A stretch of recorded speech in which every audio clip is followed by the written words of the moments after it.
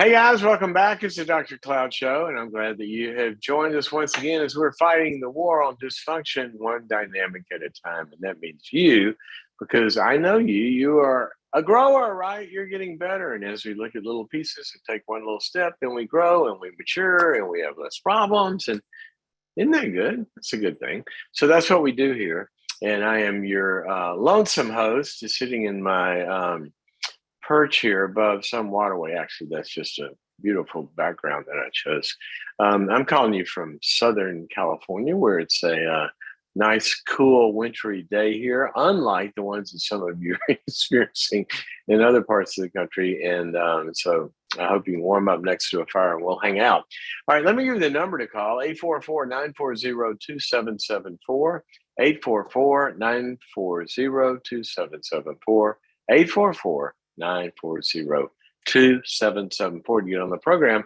You can also post your questions on Facebook, Instagram, or YouTube as we carry the program on all three of those. And you can also download the program as a podcast if you want to listen later. All righty. So what's going on? We had a great time last night. For all the Boundaries.me Plus members, we had a really, really fun gathering for a couple hours in a live Q&A session. And I want to say a shout out to all the Boundaries.me members who joined us for that. If you're not a Boundaries.me member or Boundaries.me Plus member, then go over to Boundaries.me and check it out. It's a platform where you become a subscriber, and there's all sorts of information and courses and growth paths that you can take there to become the next greater version of yourself. Boundaries.me is the place to go find out about that. And while you're there, remember to sign up for the 2-hour live webinar we have coming up on February 21st on trust.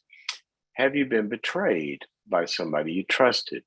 Are you in a relationship where you don't know whether or not to go further because you're not sure if this person's really trustworthy? Are you having signs and misgivings about something and you don't know if that means anything or not? How do I know if I can trust this person? And when trust has been broken, how can I repair it? Is it possible to be repaired, or should I move on? Well, we're going to look at all of that in this trust seminar on all the dynamics of trust and how trust works.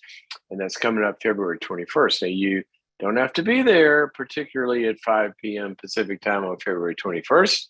If you can't, I want you to join us live, but you can sign up for it. But you got to sign up for it, and then you can stream it later. Invite your friends, invite your small group, whatever you want to do. It's going to be a fantastic event. Go to boundaries.me/trust to sign up for that. Okay, we are going to get into the thought for the day. And the thought for the day is beware of your tendencies. Now, I've quoted this before. I should look this up. Some great philosopher said, I should look this up. I don't know who said this, but I love the quote. And it's basically this, that a person's character is their destiny. Your character is your destiny, meaning that who we are and the way we're constructed. Now, by character, I don't mean just morals and ethics, good guy, good lady, bad lady. It's not all moral. There's other aspects of our makeup, our character, that tend to operate in, here's the word, characteristic ways. See, when you watch a movie, it has different characters. Now, all of those characters could be people of good character. If we only see character as meaning moral or ethics, moral character or ethical character, it's more than that. That's foundational. But character is the formulation of the construction of who we are. Okay. So you watch this character on a movie, well, you kind of know how that character is going to behave in the next scene or in the next act or through the arc of the movie. Sometimes there's a character arc where people go through character transformation and changes, but it's about who they are characteristically. Now, we are like that, and you can pretty much expect somebody to be the same person tomorrow that they were yesterday over a period of time, because we learn what they're like and what their tendencies and patterns are. Okay. my wife and I can go to dinner, I can guarantee you what she's going to order is going to look like most of the time. She has a tendency to get something very healthy and leafy and green of varieties. She's going to have a couple of other healthy, great veggie choices. She's going to have a healthy piece of protein in there. And somebody across the table is going to look very different than that. When we got the triple decker animal style cow that's still breathing with French fries sticking out of its ears, because that's pretty much what you can expect that person to be ordering. I'm not poking any, fingers at anybody on camera right now, but we can tend to kind of expect it. One of my favorite stories, I think I put this in a book or two. Tori and I were down in South Louisiana one time, where there's just rural roads and going through the swamps 60 miles north or south of New Orleans, down in the bayous. And so we were going to visit some friends who never had been there, and they gave us the address. But it's kind of like, let's just say it's not the most marked system of freeways down in this backwater place. So anyway, we're wondering, kind of turned around, we don't not quite know if we're there. So I pull in this gas station and I go in and ask the guy, can you tell me where, how to get to blah, blah, blah. And he says, yeah, it's pretty easy. You just going down the road, it'll be, be a few miles, and you'll see a German Shepherd lying in the grass. Right there, it looks like a corner, and right where that German Shepherd's lying in the grass, you turn right. And I looked at the guy and I said, seriously? That's your directions?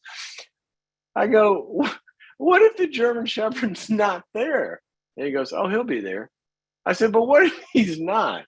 He goes, he'll be there. And that's all I could get out of it. Well, we drive down the road for, however far, and there's a German Shepherd lying in the grass. And so we turned right and we found our friend's house. That's character. Okay.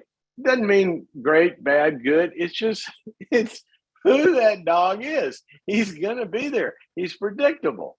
All right. Well, so are you and I for the most part.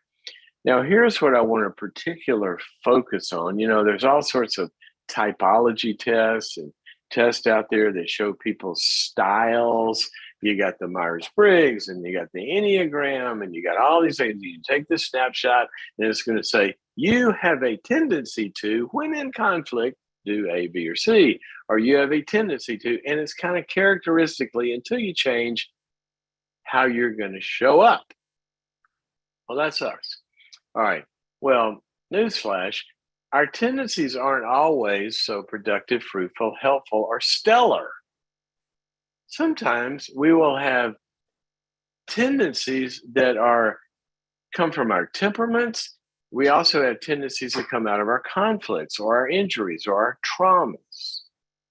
And so we will have default tendencies in the way that we tend to operate that don't really serve us well in all areas of life.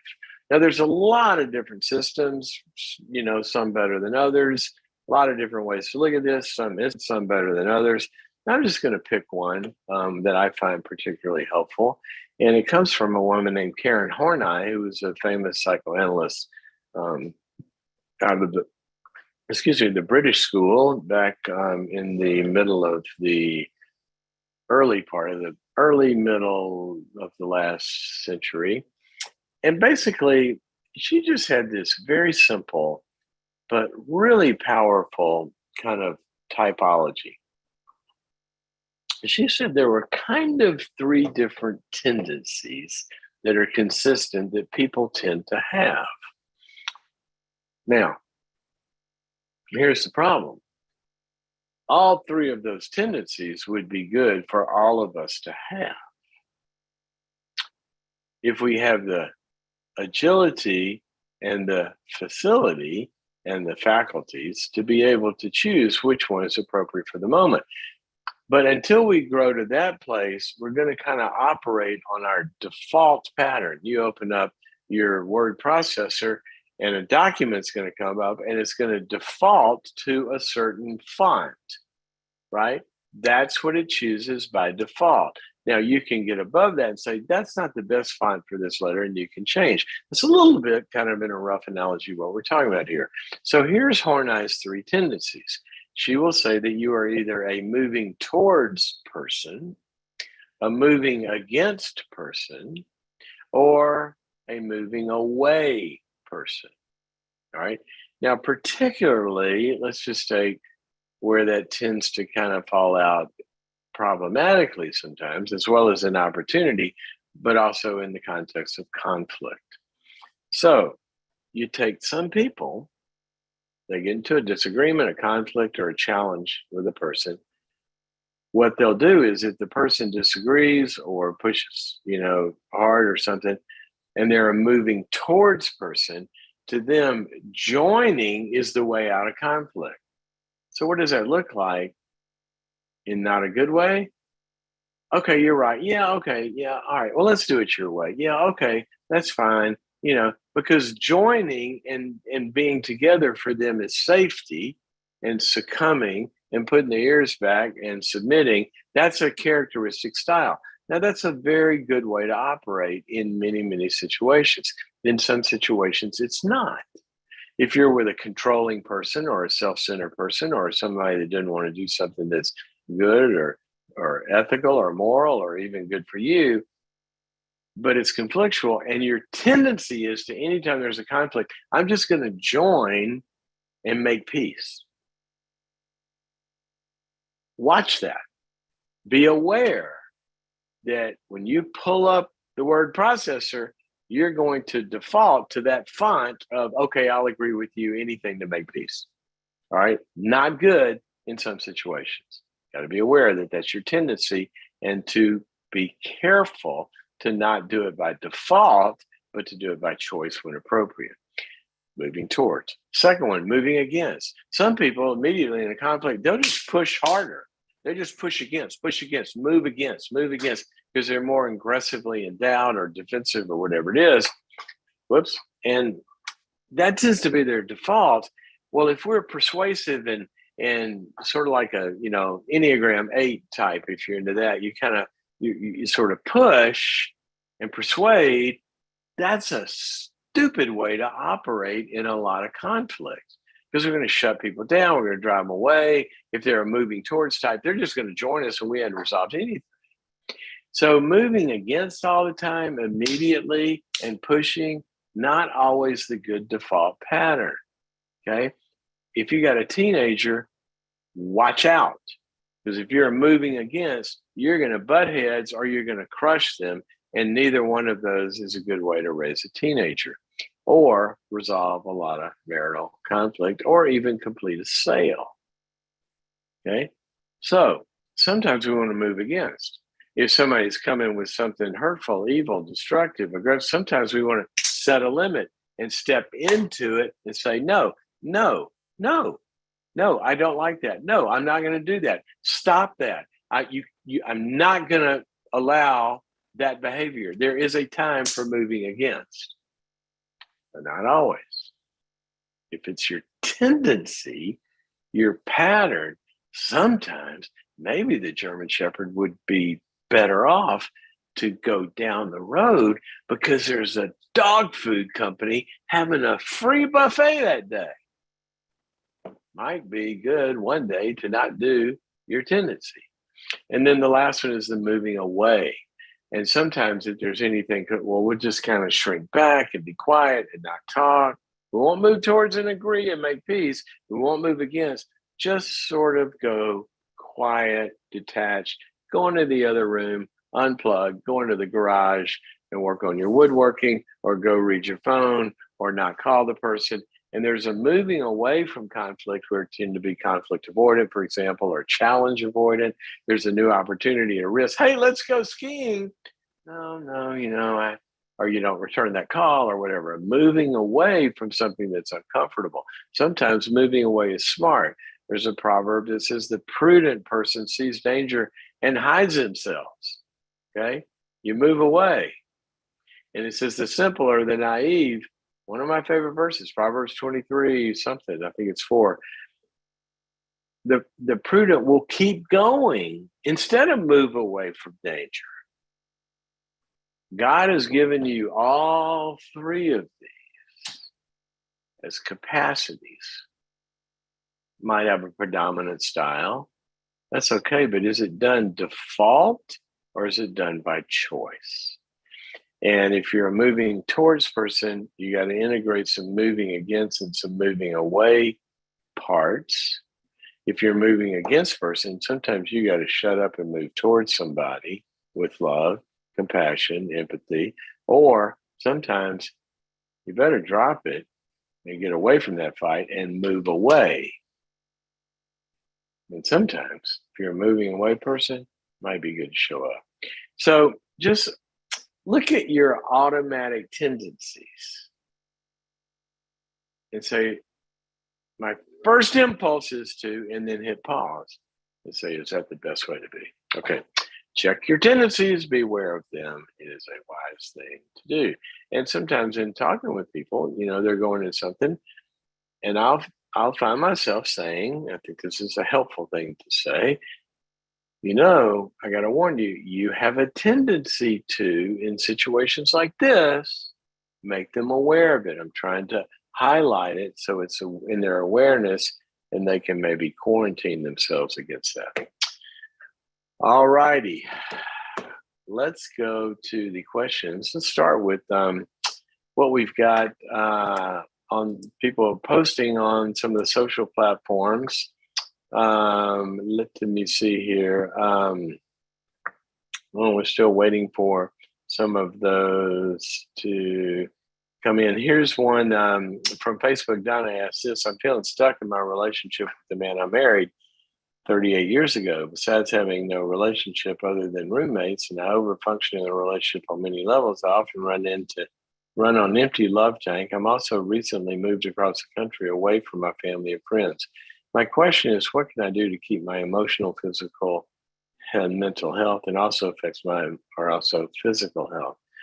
Well, that's so sad. To feel alone in a marriage is probably one of the most alone places somebody can be, even more alone than if they were by themselves, because the longing is there and the need's there and it goes unfulfilled and you're in a perpetual state of loss, and that's depressing. So first thing I would say is, even if you had a great marriage, okay, you have moved and you're away from your family and friends. That's not a good place to be, even in a good circumstance in life, especially in a difficult circumstance where you're going to have to deal with some issues with them. You can't do that out of a vacuum. So I would make the first thing, not resolving the relationship, but finding the proper help and support that you need. And it might be professional, a good therapist, a good marriage counselor, even that you go see by yourself, a good support group, and begin to make some friends and join a community. I really want you grounded. And until then, stay in touch with your old friends, but don't use them to avoid setting up a new community. We need to be grounded. Now, from there, I don't know what you've tried with your husband. Generally speaking, in 38 years, you probably tried something. But I would just question, have you explained to him from a vulnerable place how lonely you are? And just tell him you really feel alone. And ask him, does that matter to him? Most times people say, well, yeah, I mean, I don't want you feeling that way, or they'll see some way. But when you come at it from a vulnerable place, just talking about how you feel, sometimes that'll at least start a conversation. And you might not get to any resolution, but it at least gets them going enough to where they might agree with you to go get some help. Second thing is, I would look at, you said you're over functioning, which may mean that you're carrying a lot of the load and he gets a lot of pseudo intimacy and time with you and a lot of other goodies that he's not actually participating and investing and working to get. For example, a lot of times in a scenario like this, somebody would just stay home with a person and they're not getting talked to or not really responding.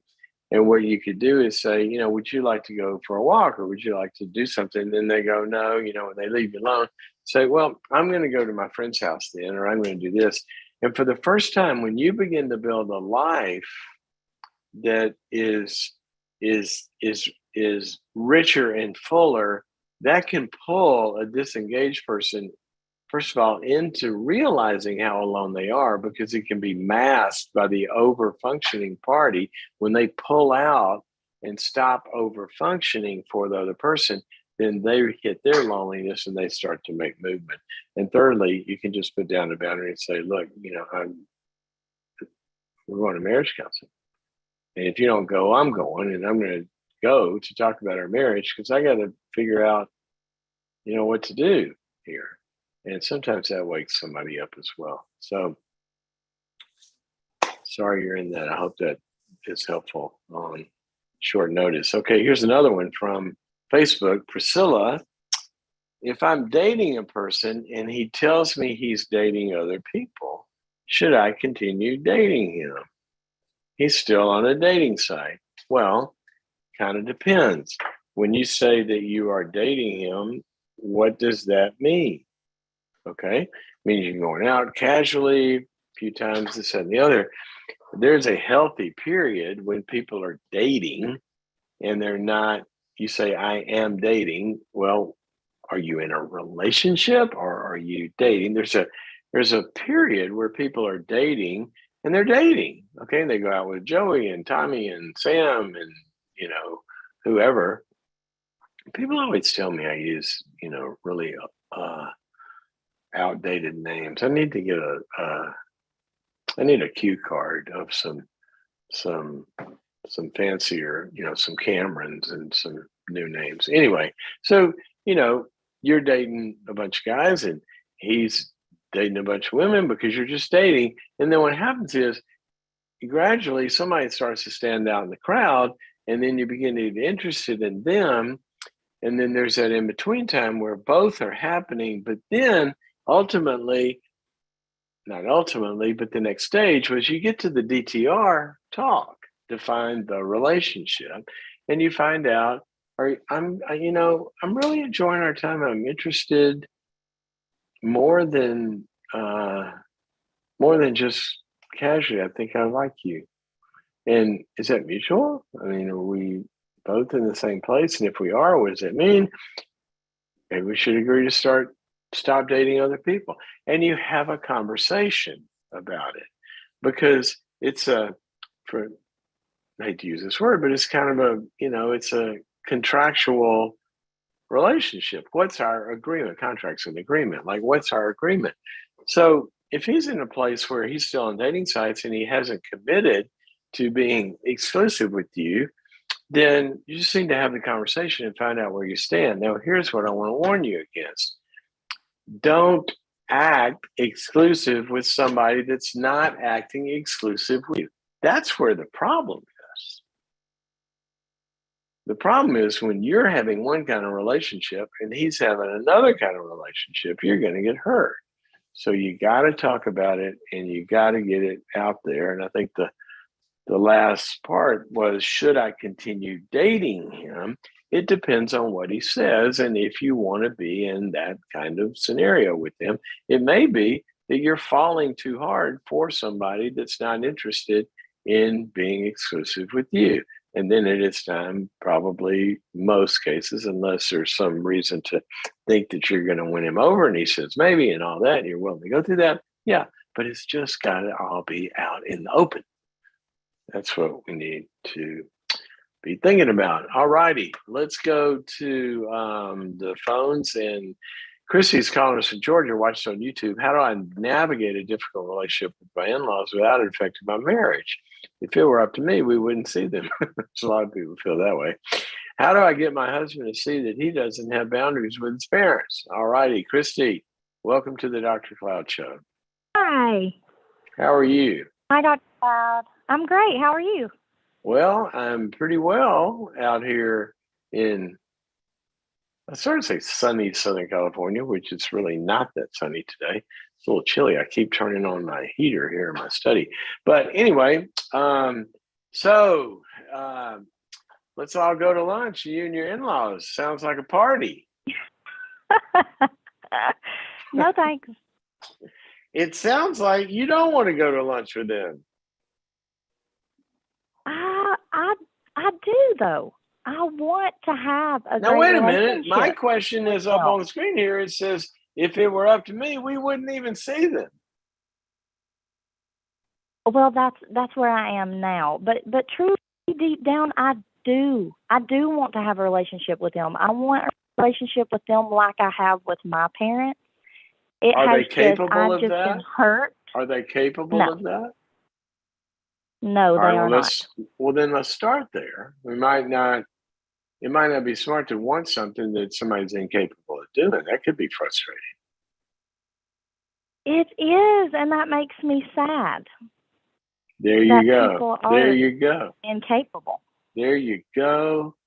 Rock star, you just hit the key to life. Sadness. I'm dead serious. I mean, we got to be sad about stuff that ain't going to be. And once we're sad, then we can get over it, and then we can deal with what is. We need to deal with what is, not what we want something to be. All right. So what's their incapacity? What are they not able to do? Just basic, not manners. I don't want to say manners, more etiquette. We have, they call it strange rules with our son based on Facebook. Like, don't post pictures. Don't buy extravagant presents. Do not show up with a present every single time you see him. No, wait a minute. Stop. But stop. they do all Hold on. I was confused. I thought you said you had rules. Your son wasn't allowed to post pictures, and then you went into presents. No, they aren't. You're talking about you don't want them putting up pictures of him on a public, not a private Facebook? Yes, that is correct. Okay. How old is your son? Just turned 2. Oh, wow. Okay. So you're in the guardian protecting mode of your son. You don't want him out on the internet. Yes. Okay. They every boundary that we set, they do not respect it. It's just a respect thing. They just do not respect me as my child's mother. Okay, hold on a second. Hang on. Hold on. I gotta clarify something here. What you said was every boundary that we set, and then you said they don't respect me. So is it a we set these boundaries, you and your husband, and they violate them, or is it you're setting them and your husband's not on the same page? Both of those. So we set the boundaries, and then when they cross the boundaries, my husband doesn't have a voice. He will try to say, this is the boundary we set, you crossed it. When they don't respond well to that, what do they do? It's just like, well, oh my goodness, cuss him out. What?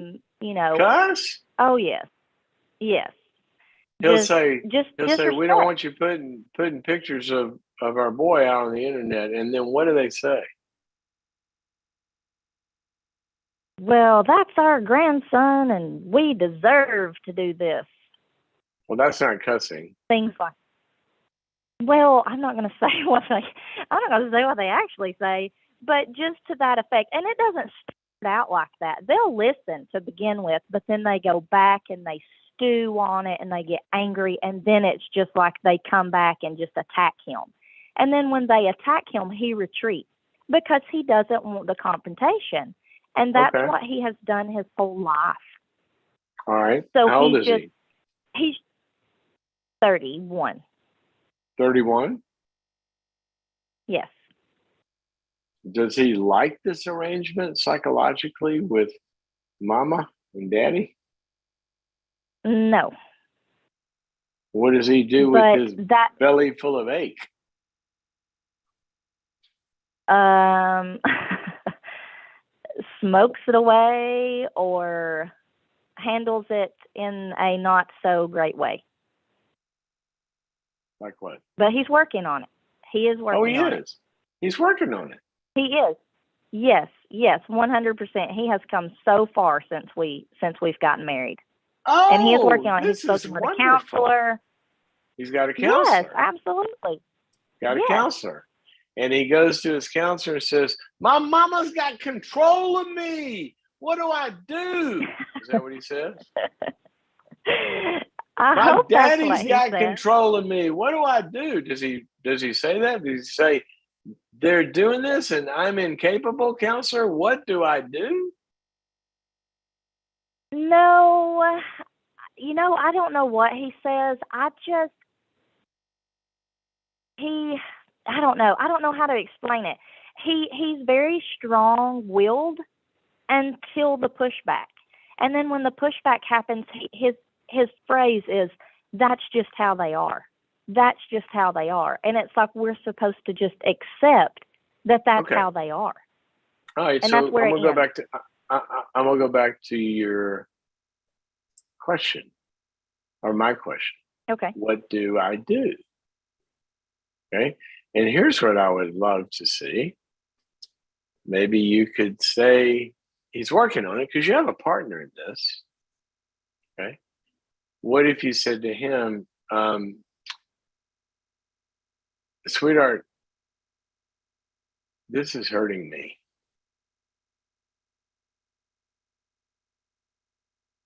I need you to do something. This is hurting me. Instead of saying you need to grow up and you need to be different with your parents and this and the other, make it a problem that you have, which is I'm really being hurt by your parents. Can you understand Right. how this is hurting me? I would approach it that way. And then Okay. when he says, well, of course, then say, okay, what can we do? And if he says, well, I don't know, that's just the way they are, I would say, yes, that is the way they are. So, what can we do where I stop being in pain over this? And if he says, I don't know what to do, then say, well, then let's go talk to somebody who can help us know what to do because I can't live like this. So you come at it from this is what it's causing me. I need you with me to help us to stop this from happening because I'm hurting. And then Okay. two options. Let's just start there. Go with you, not him.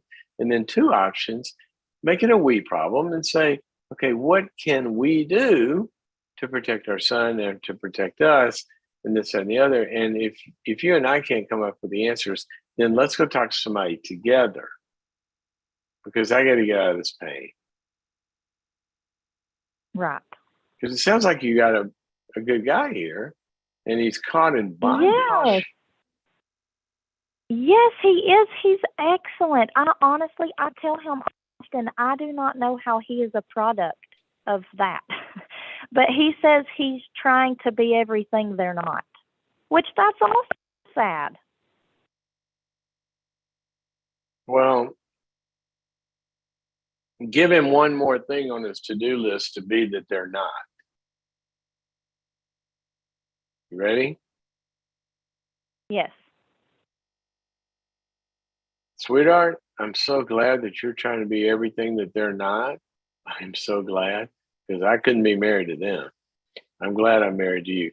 Let me give you one more thing that they're not that I want you to be. They don't care about how I feel. I want you to care. That's great. I want you to protect me.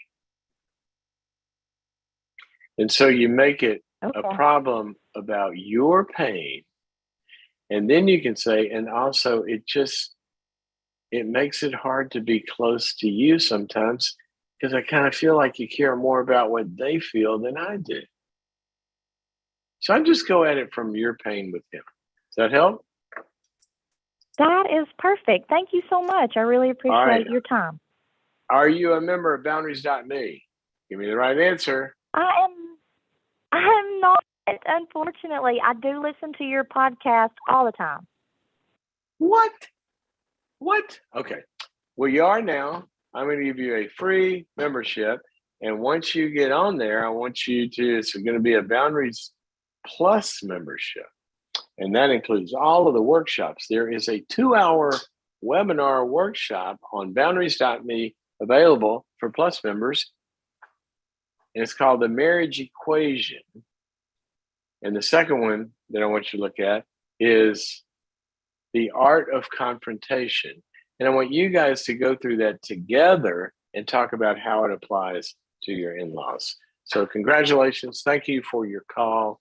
And I hope you get a lot out of that. And the rest of you can go to boundaries.me, become a subscriber, and you can access stuff like that too. All righty. Let's talk to Chris, who's calling from YouTube in Pennsylvania. Hey, Chris, I'm going to ask you for a favor. Just went through a breakup. They were together for 6 months. She is his sister's best friend. Oh, this is going to get into some fun stuff. I got scared that neither of us were ready emotionally for a relationship. How do I heal these emotional wounds that stem from my parents' divorce? Chris, welcome to the Dr. Cloud Show. Hello, Dr. Cloud. Hello, man. I'm sorry you dated your sister's best friend and it didn't turn out well. Oh, it's tough. It's actually just happened yesterday, and it breaks my heart to lose her because I really don't want to lose her. Wow. What happened? But I feel like so she actually broke up with her ex, who they were dating and actually living together for a year, and they dated for a year, and they broke up at the beginning of summer. And Is that the same her, year? Was that the same year? They of dated this for a year of and they this lived year? together. No, you said they dated for a year and they lived together for a year. Are we talking No, about 2 1 years year? Are we? total. So they lived together when they weren't dating. Yeah, exactly. Yes. They lived together when they were not dating. That's interesting. Oh, I'm sorry. They lived together when they were dating. I thought you were So they going to say dated for 2 married. I'm years. sorry. They dated for 2 Yes, years. they dated. Yes. Okay, so they were married, right? So then she broke up with him. And how long Uh, was she before she started dating you? yes. So I knew her for a while due to her being friends with my sister. And this is Yeah. How old something are that you I just guys? feel horrible. I'm How old are you 21 guys? and she's 24. And your sister's 24? Yeah, and so is she. Okay. And So she's all right. uh and so when I heard she broke up, I reached out and I started actually reading your book, Change That Heal, before this decision. And I never really had a peace about making this decision because I have a relationship with God. I'm actually saved. And I knew in my spirit the whole time that you talk about, when you're unequally yoked, it's kind of like death. And I ended up not following my heart, and I ended up reaching out to her. Probably it was so quick after she broke up, and I just feel horrible about that. And Why over do the you feel summer horrible? and Feel horrible in what way? Like you're critical I of feel as yourself? if I never let her, grieve. I let her skip the stage of grieving. And Oh, wait a minute. when Whoa. she So got with me, you feel horrible about her, not feel horrible about you. I feel horrible about not giving her a chance to grieve. I don't know if Well, that could she's mean it's not, her that I feel horrible about. she's a 24-year-old woman. She made a choice. Okay. Yeah, you didn't do that to her. It might have been unwise. Um, and I can understand what you're saying. You, in hindsight, for a lot of reasons, for her and for you, would have been good to say, you know what, you need some time away and all that. So I understand that. But, this isn't all you. She made a choice as well. So she didn't grieve, and y'all started dating, and you dated for how long? 6 months, it says? Yeah, we just broke up yesterday, actually. And you broke up why? I feel as if that God wasn't in the center of our relationship. I feel that she was my center of my life. I feel like I've given all, literally everything in me other than going to school and my internship over the summer. I feel as if I put her first and I didn't put God first. And I've had an uneasy feeling about it. And then on You mean top of that, I could just, did you start to, you just blew God off and she was your whole life and you didn't have a relationship with him anymore? absolutely, yeah. Okay. Well, that's not helpful for you or, you know, because you're going to be the best with her if you're number one with him, right? That's just the way life works. So, what's your Yeah. question? This is a lot of pain. You went through a breakup, or one day out of this, you're probably hemorrhaging, right? You're bleeding. It hurts. Yeah, it does hurt. And I just want to know some of my next steps to take because I really do want to follow God, but at the same time, I hate to lose her, but it really breaks my heart when you get attached. And unfortunately, when you start to become intimate before marriage, I just feel like you get attached to a point that's even deeper. It is. And I'm just tugging between the thought of, oh, she's gonna go just to the next guy, and how's that gonna make me feel? And I feel uh like following God is like kind of a lonely process. Why? Because that's the opposite of what he says.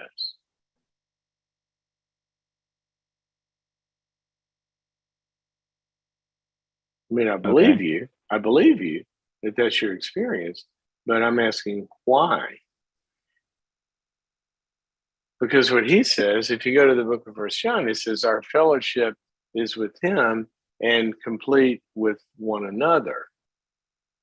And so, I just what feel as what if I never have had a deep relationship with someone who's really wants to follow God with all their heart. So I just feel alone. Yes, yes. And so I am going to give you a formula that I want you to follow. Okay. I want you to have some relationship with people who want to follow God deeply that are non romantic and do not have the possibility of becoming romantic. Okay. Follow me? All right. So here's the deal. It sounds like, for whatever reason, probably in your history, there's kind of a path of not having enough connection in your life at a deep level, some loneliness and isolation, emotional. Is Yeah, that right? most Is that right? definitely. Okay. Yeah, So, it feels safer. is it No, I don't a think it car is. without Okay. gas? A car without gas won't have a wreck and it won't blow up. But is it in better shape than a car with gas? that's driven well? No. See, that C.S. Lewis said this. He said, there is a place, yeah, it's safe. He said, there is one place where you can be protected from the possibilities and experiences of being hurt by love, and that place is hell. And so what's happened is it is safer because you've been hurt somewhere, maybe in your family growing up, maybe who knows, but you've been injured and you've seen isolation as a safer place to be, which it is in the way that I won't get food poisoning if I don't eat. But ultimately, that's not safe because you starve yourself to death. And so what's happened Okay. in a place of loneliness, I'm not faulting for you for this. This is a normal or a common pattern. In a place of loneliness, sometimes people see the answer to their loneliness as a romantic relationship and finding that person that's going to end my aloneness. Now, here's the problem. That goes against the created order of God's design. I want you to watch the math on this, or the architecture. God designed us to begin life as very emotionally dependent on non-romantic relationships. Mom, dad, siblings, our family, then to a group of friends and a community, and that fills up your tummy to where you're no longer alone on the planet. You're complete, you're robust, you're strong, you're not dependent because you're in good, dependent, interdependent relationships and community that fill you up. And from that strong position, you go out and you pick one to have a romantic relationship from a strong place, not a lonely place.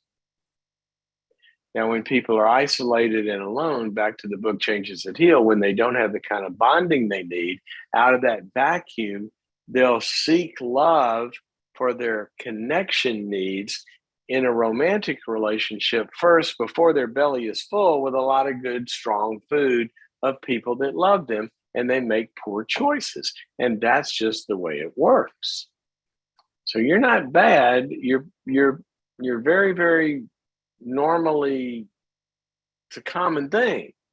So I want you to reverse the process, go back to the book, like Changes That Heal says, and get in some deeply, deeply connected relationships that aren't romantic. And when you're not lonely anymore, then you'll go pick a better one. But in those relationships, they'll be complete relationships because they're people that are following God, and you will have fellowship with Him and them and you and your heart and your spiritual life and your need for community all in one place and launch off from a very strong foundation. Okay. That's what I want for you. Do you live in a big town? All right. Do you live in a big I town? actually go to school. I go to school in Erie. I'm in my senior year. I know there's a church around here. I might try to join a small group or something. There you go. Start there. Go talk to the pastor. Tell him exactly what you told me. And say, I need some community to build me up where I can be with other people that love God and love me.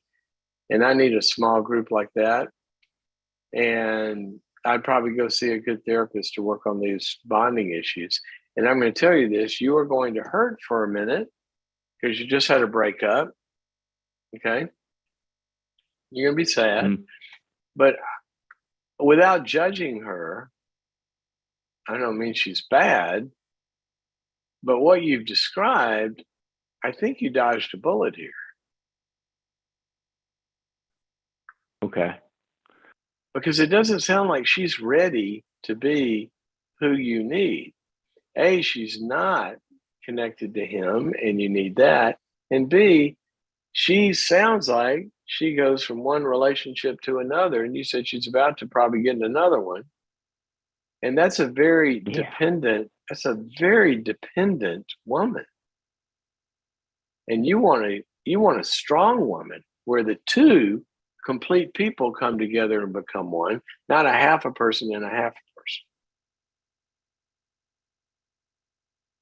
Well, that calms me down. Thank you. There you go. All right. Thank you for your call. It's a great call. I'm going to gift you a couple of workshops. One is how to get a date worth keeping, but the other is restoring our brokenness, and that's both of those are on our platform at boundaries.me. And also, you know what? Let's stick with those two. Okay, how to get a date worth keeping, and also restoring your brokenness. And I think those might be helpful to you. I forgot to ask you my favor, but now I've lost you because you're from Pennsylvania. Is Chris still there? Yeah, he is. Chris, are you there? Hang on a second. He's patching back through. I'm patching him through right now. He's here. Chris, have I got you? Yeah, I just want to say thank you, Dr. Clown. That's all. Oh, you're very welcome. I'm going to ask you for a favor. Okay. You live in Pennsylvania. Yeah. You ever eat tasty cakes? No. Oh, Tasty cakes? boy, What is tasty cakes? tasty cakes. Oh, I think they're only available Is in it good? Pennsylvania. Are they good? Yeah. I mean, pancakes? No, they're these little kind of like all sorts of chocolate and vanilla and all. They're kind of, I don't know, they're kind of like these like snack food that are probably not the healthiest thing in the world if you're trying to lose weight. But anyway, I was gonna get you to send me some, but don't do that. Go try them for yourself. I always ask for free tasty cakes from my Pennsylvania listeners. All right. Well, thank you, Chris. I appreciate your call. Actually, I had a couple of callers that literally sent me from Pennsylvania. They sent me some chocolate tasty cakes, and I was in heaven. Probably shouldn't be right now. I was on a great weight gain program. If any of you guys want a good program to gain weight, then I've had 3 surgeries in the last 2 years, and I basically just hadn't been able to walk. I sat in a chair for 2 years and continued to eat. And if you just sit in a chair for 2 years and continue to eat, you'll be like me. You'll gain some weight. So if you want to try that, I wouldn't suggest it, by the way. I would say don't do that. But now I'm on the mend, and now I'm walking again. And as of yesterday, I think I hit 16 pounds that I've lost since I've been walking. So maybe it's a good thing you're not sending me those tasty cakes. All righty, let's go back to some of the stuff's getting posted on social. Christina calling us or posting her question on Facebook. Here it is. How do you say, I care about you, but it's not the right time to go to the next level? He's going through a divorce and drinking more than he should.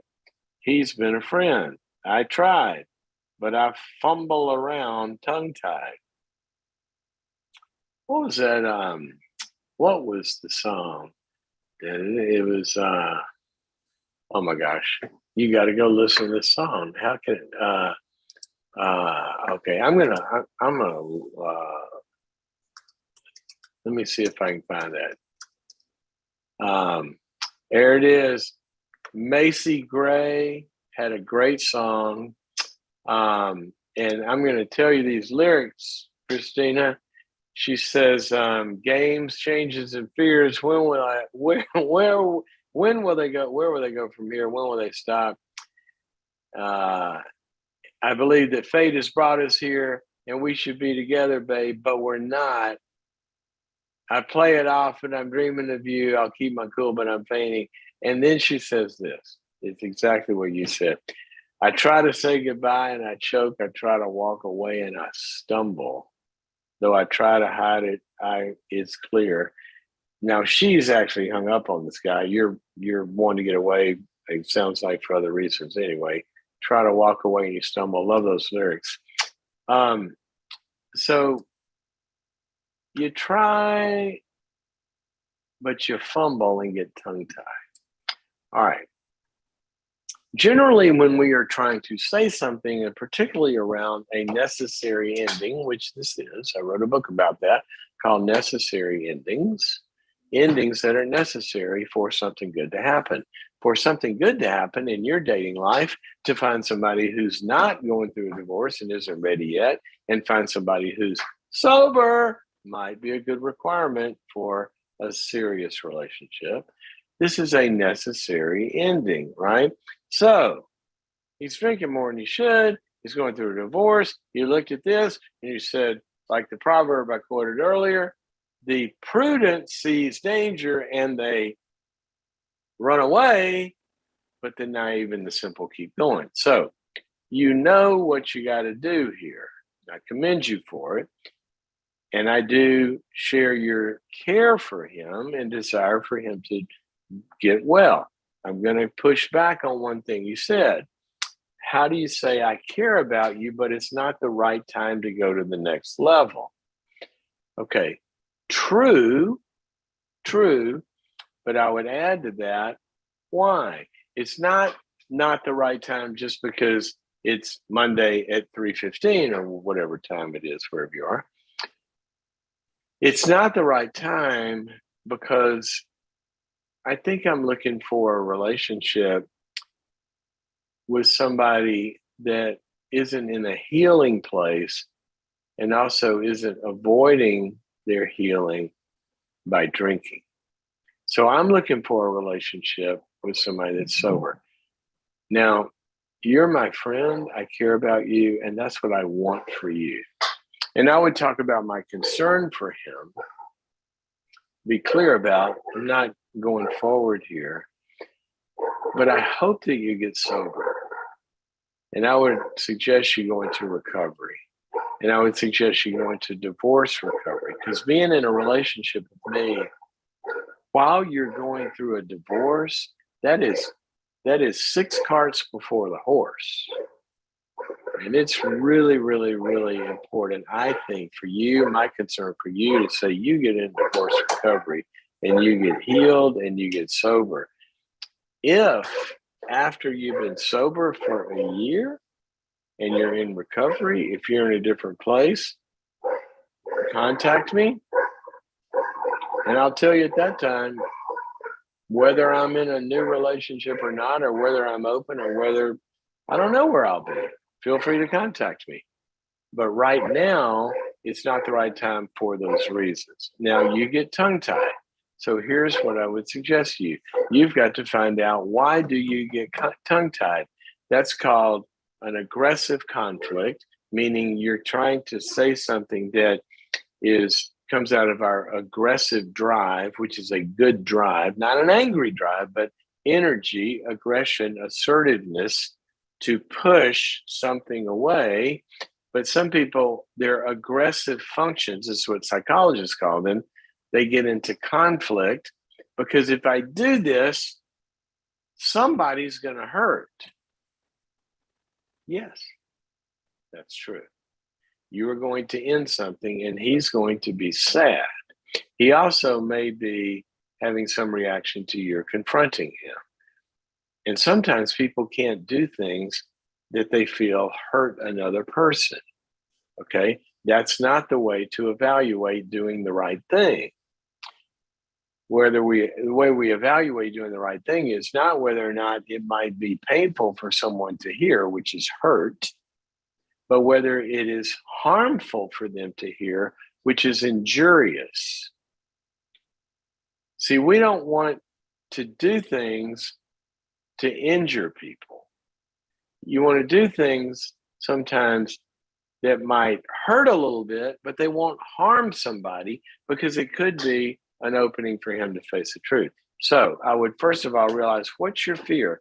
Are you afraid of that he's going to feel a little hurt from this? Well, he's a big boy and he's dating, and that's what happens when we date. So you can't over-identify with those feelings, and you can care about them and feel very empathic and loving when you do it, and say, I know this is going to hurt. It's going to be painful, but it's not the right time. And I'm sorry it's hurtful for you. Be very empathic and offer, the suggestion for him to get some help. The other thing is the hurt may be on your side, that maybe you get tongue tied because you like my Macy Gray song, that you walk away and you stumble. You can't walk away because you're longing for him. And that's where I think you need to get in a good support place that'll help you work through this grief and deal with the pain. So a lot of stuff there, Christina. I want you to become a member of boundaries.me and look at how to get a date worth keeping. And maybe that'll help you. All righty, let's go back to the phones. And where are we?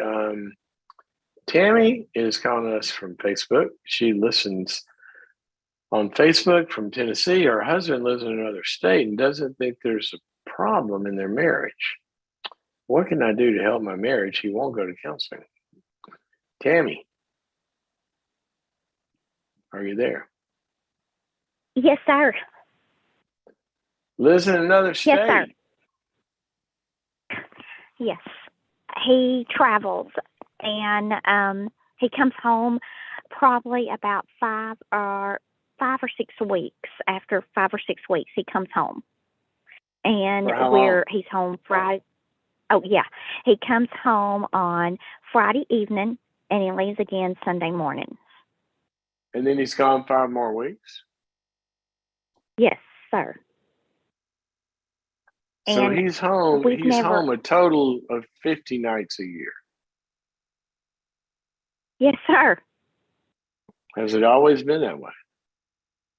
No, just the last 3 years. We got into some financial trouble, and he had bought a lot of different stuff, and we had gotten into some financial trouble, so he took a much higher paying job. And well, that's good. Yes, I'm glad. It's just that there is no connection in our marriage, intimate, physically, or anything. And I don't know. I mean, he's not like beats me or anything like that, but we're not emotionally connected at all. And I'll ask him about it, and he'll say, I'm nagging, and this is just where we are, and I just need to accept it. And I've asked him to FaceTime me. He won't FaceTime me because he don't like that. And then after I put the kids in bed, we're supposed to talk at 8:15, but he started calling me at 7. And I told him, I said, I'm trying to get everybody ready, but if you'll just give me till 8:15, my schedule will be clear. And I learned that from you. Thank you. And so I don't know. Most of the time, I just feel like I'm crazy. That he provides great for us. It's just that we have no relationship. And he says that he's about that all I'm about is feelings, and he is about facts. Well, tell him the facts are we don't have a relationship. Okay. I should. The facts, when I try. Right? So how long were y'all in a relationship before you hit this difficulty? And he's gone to work for 3 years to pay off this debt? The debt's paid for this year. I'm telling you, the Lord did it, not me. But the economies went crazy, everybody buying and selling. And so I took it up on myself. I started praying and everything, and I got our house ready, got it painted, got the inside redone, got some excavation work done, and we sold our house, and now we're totally debt-free of everything. We own our acreage now, our cattle. We own everything we have is paid for now in full. So he doesn't need to be living in another state anymore financially. Well, he says he does because now we have to build a house. We sold our house, and we have 100 acres that we raise cattle and different animals on, and now he doesn't. Now he said we have to build a house. And I said, I don't care what we live in. I mean, something very modest, because we went from a very large house, and now we're living in a rental house that's very small, and it's perfect. I mean, not that I want to live in a rental house for the rest of my life, but I just want us to work on our relationship. Yeah. And okay. And how long were you together before this happened? this year marked our 30th year. We've been married 30 years. And 30 years. Now, was there no relationship before the 3 years? Oh, no.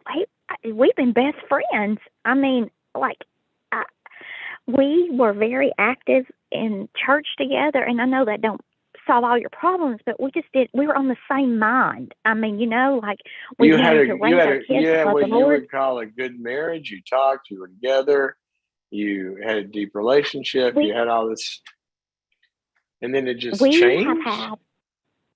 We had problems in our marriage probably for about 10 years. Not big, I wouldn't say big problems, just I think. Well, hold on, let me be specific. For 10 years, have you felt like you tried to talk to him and he won't talk to you and just shuts you out and shuts you down? For 10 years? Yeah, it's been worse the last 3. He wouldn't be as. So what are you going to do? Shut down. What are you going to do? What? I don't know. I want my marriage to work. I've been reading your book, Boundaries. Yeah. I don't know. I have, and one night he got very mad at me and said I was nagging. I sound like a little dog nagging at him. That would he please spend some time with us and the kids? That we need more time together. Right. And I wanted to say more, and I said no. I am not going to say any more because I want to think about it and I want us to come back to it. And he goes, no, you answer me now. You answer me now. And I go, about what? I want to tell what was the question? What was the question? I know. I didn't even tell him the question yet. No. I wanted him to spend more time. He was saying you answer him. What was he asking? What was he demanding? He was demanding that I answer him what I want in our relationship. You already told him. Yes.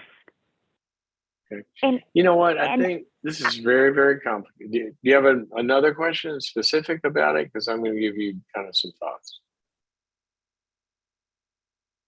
I just want to know how to stand up to him without always cowing down. Okay. Are you in any kind of counseling? No, I'm in a small group. Okay. With other Christian ladies, and I've talked to the pastor. What does the pastor say? Let's pray for him. That's it? Yeah. And said he was going to reach out to him more. And did he? Did he reach out to him? He said that he don't ever contact him back when he reaches out to him. Okay, I think that, and I don't know if your pastor, if all your pastors saying, well, let's just pray for him, maybe you need some different counseling in addition to that, because you got to get a specific plan that puts some sort of leverage on this relationship to move it to some action. Because you're getting stonewalled and he's saying, I don't want more than this, and you're going to be where you are. He's already told you it's not going to change. So you've got to give him some sort of reason for it to change. He's apparently content in it going on continually like it is, and that's not okay with you. So I would want you to go sit down with a different pastor. If you say, go back to your pastor and say, look, Reverend, I can't live like this. This is not good for our kids. It's not good for our family. And I mean, we prayed for him, but it's time for some action. And I want to know, will you help me take a stand to redeem our family's well-being here, and what you're going to do to help me? Okay. And I want you to do something. And this may be a time where you pull in the elders and a few more people to confront the situation, but I need more than what you're doing. And if you can't give it to me, tell me, then I need to go talk to somebody who will help me get a plan. Because right now, there aren't any consequences for him blowing off the marriage, right? And so he comes home and everything's fine, and he talks to you and everything's fine. I'm not suggesting this, but it's going to maybe get to a place where it looks something like this. Then you tell him, yeah, I do want to talk to you, but I'm only going to talk to you in the pastor's office with the pastor, and that's where we're going to talk. See, it may have to get to where you have a limit like that, and he's not able to just continue to do this. And he really realizes that there's consequences to blowing off his wife, because right now there aren't. Oh, no. And so I would get the pastor to try to help me, and if he didn't, I'd find somebody that's got leverage with your husband, like some other friends. If somebody has leverage, like the elders, whoever it is, because this has got to be brought to some sort of action point. Here's a wife and children that are being basically abandoned. And that's not okay for even a spiritual community to just sit back and watch. So I want you to go back to the counselor, to the pastor, and say you need some more, because you're going to need some help with some leverage and kind of some what would be the word, something to bring this to some sort of where something good can happen.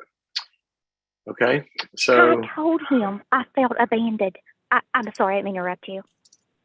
go Can I go say ahead. that? When you said abandoned, I told him, I said, I feel like I have been, and we have been abandoned. You have been. And he told me he had to do what he had to do. He didn't have any other choice. Well, you have to do what you got to do then too.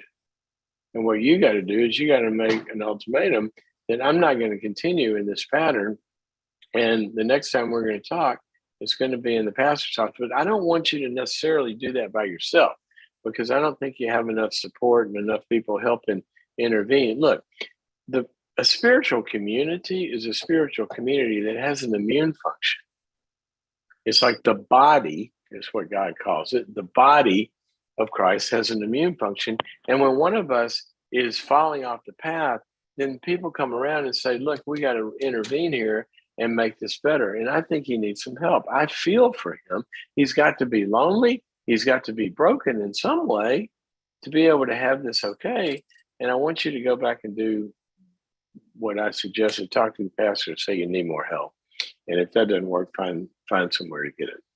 I appreciate your call. I'm going to send you the workshop that we have at boundaries.me called The Art of Confrontation. And it'll help you maybe have that conversation in a good way. Okay, we are, what time? Where are we time-wise?